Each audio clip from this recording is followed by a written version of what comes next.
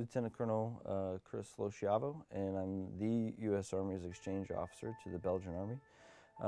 And so this story kind of all happened by chance, I think. And so I was assigned here last year, and I arrived at the end of March. Finally made it down to Marche-en-Famenne, where I'm working, and I was still looking for a house. And through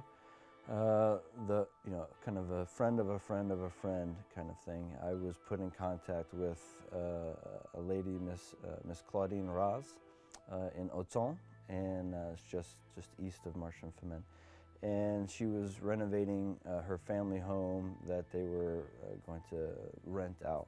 And so I went there, and it's a great little village. It's small, but it has everything that we need. The river is right in front of the house, the park for the kids. It was beautiful. And so, and a very small house, so not quite what we're used to, coming from the States, but had that very old European feel, so it was great.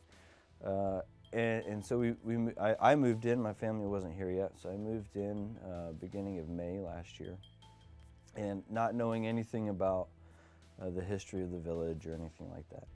And so on the 8th of May last year, when the COVID restrictions lifted and we were able to finally, restaurants were open, I was eating lunch across the river from my house at a restaurant, and I looked over to my right, and there was a sign that said Place de Lieutenant Zully, U.S. Army, killed December 20th, 1944. So I didn't know about this. I didn't know anything about it. So I just got on my phone and I Googled, Hotton, Battle of the Bulge.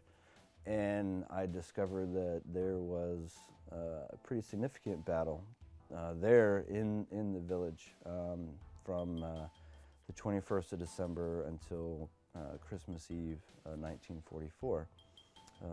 And the more I kind of dug into it, I discovered there was a book written called the Hotton Report. So I ordered it on Amazon, and it's a very small book, but extremely detailed, and excellent account of what happened. And so as I was learning about the battle, two things jumped out at me. One was that the principal U.S. defenders of the village, and specifically of the bridge there across the river, was the 23rd Armored Engineer Battalion.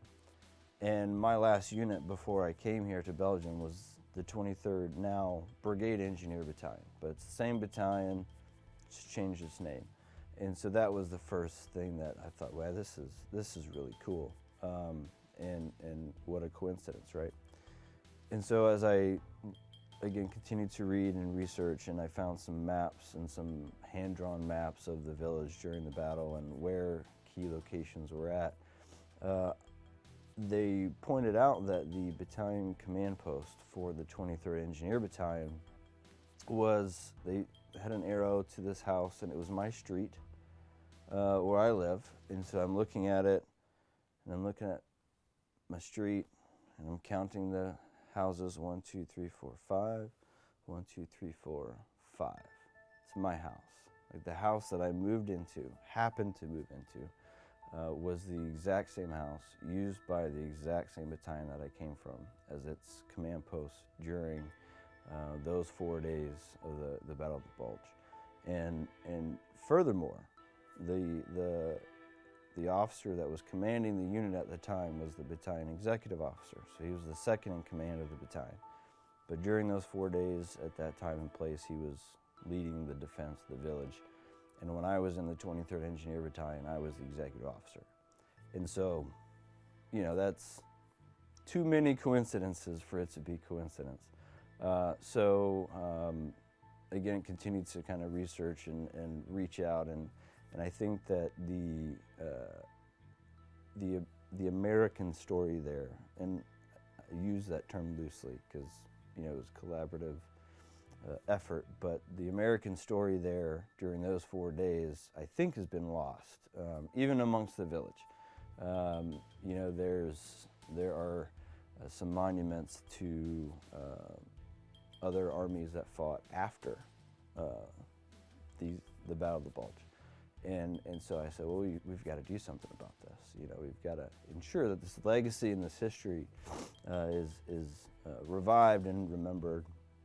And so it took some time, but eventually I was able to get a meeting this January with the commune officials and the college there, and propose the idea of a kind of a formal relationship between the village and the 23rd Engineer Battalion. And my frame of reference is like Normandy and Sainte-Mère-Église with the 82nd Airborne Division, where I grew up at in the Army.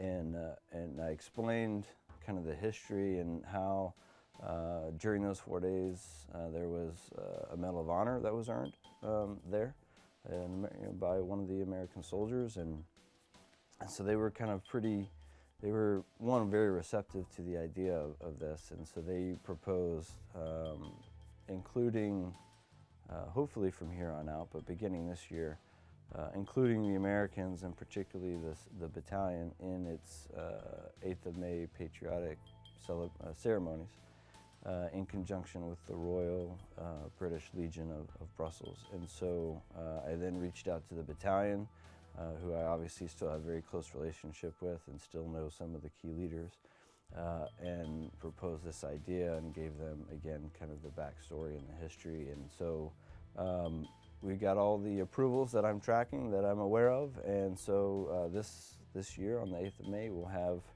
6 to 10 personnel from the battalion that will come over here from Joint Base Lewis McChord in Washington State, and they'll be a part of the ceremonies in Hotton, and I've been asked to actually give a speech during the ceremonies in French, so that will be, I've been rehearsing that for like the last 3 days, trying to get my pronunciations correct and my grammar correct.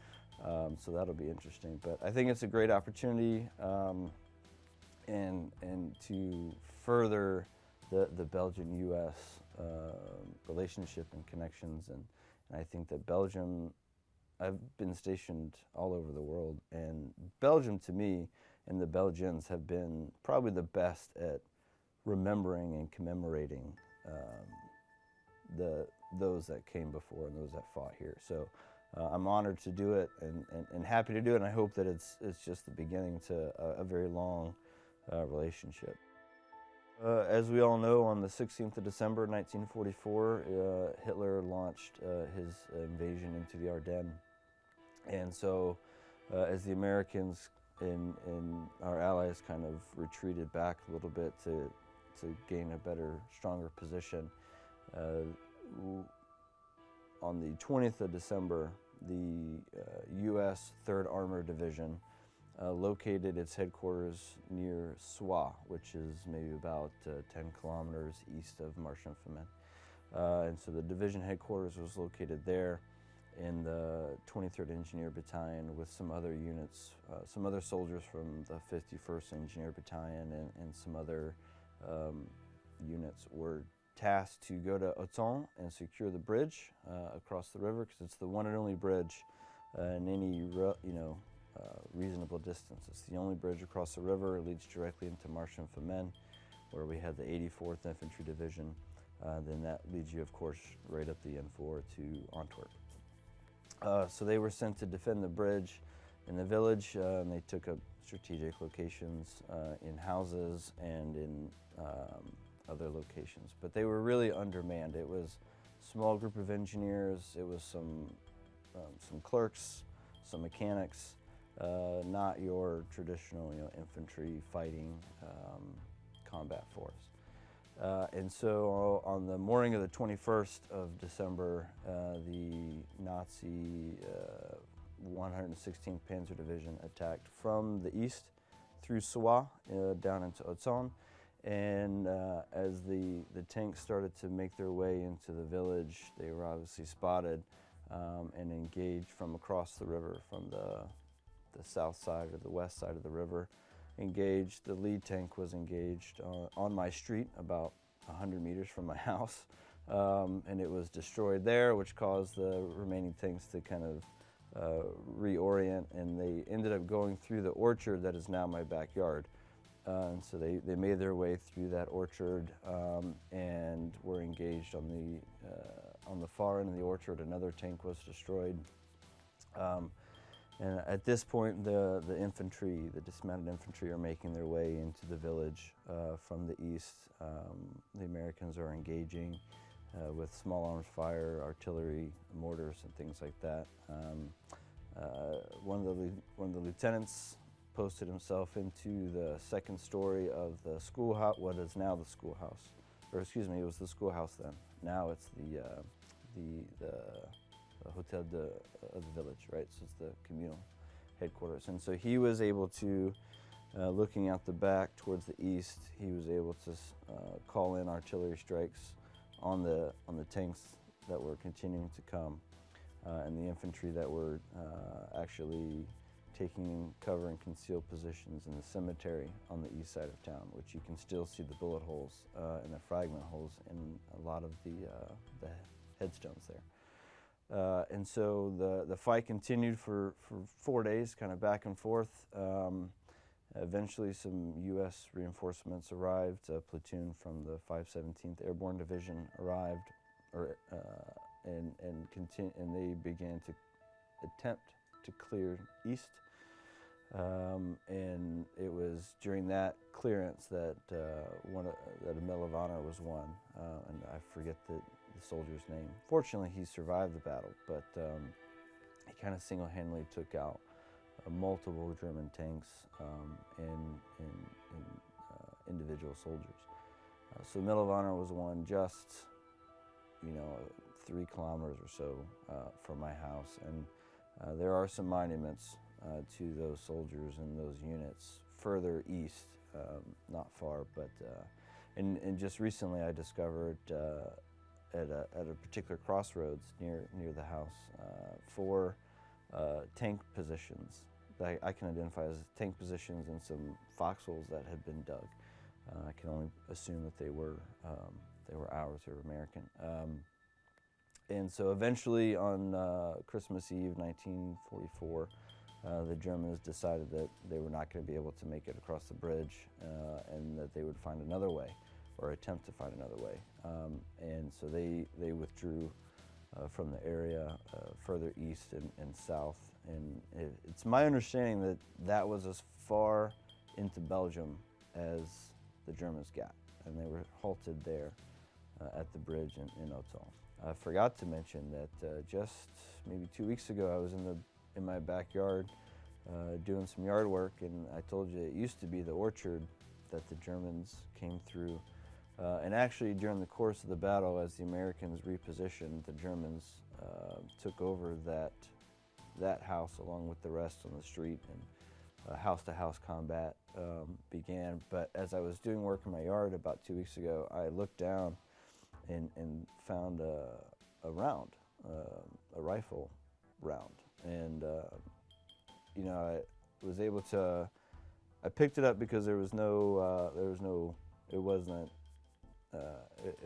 longer explosive. But anyway, I was able to identify, I think, with the help of some friends, that it was came from a German Mauser rifle used between 1939 and the end of the war. So I'm pretty confident that that's where that round came from. So as I was saying, the owner of the house, she's in her 70s, and I think her grandfather built it in 1888. If you go into the attic, you can see, kind of marked on the wall. But she mentioned to me about a month ago that when they were renovating the house last year, around this time last year, and they were removing some of the walls and renovating, that they found this cup that she brought to me. And if you look on the bottom, it's stamped U.S. Army, Belgium, and it had been in the wall of the bathroom. And again, that house has been in their family since her grandfather, when he built it. So to me, that's just such a cool, unique thing to find randomly in the house. And I didn't even know that we had things like this, but how cool is that?